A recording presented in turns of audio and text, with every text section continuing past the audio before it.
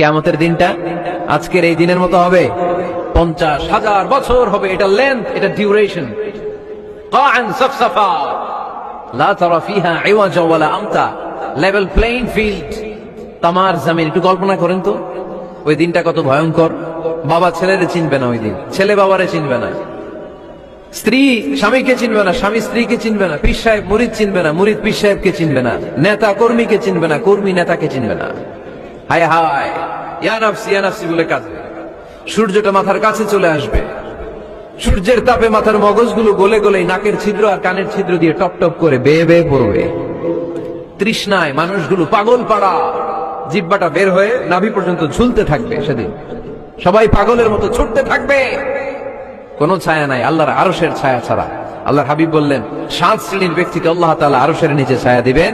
এর মধ্যে 1 শ্রেণীর ব্যক্তি রাজুলুন কলবুহু মুআল্লাকুন বিল মাসাজিদ,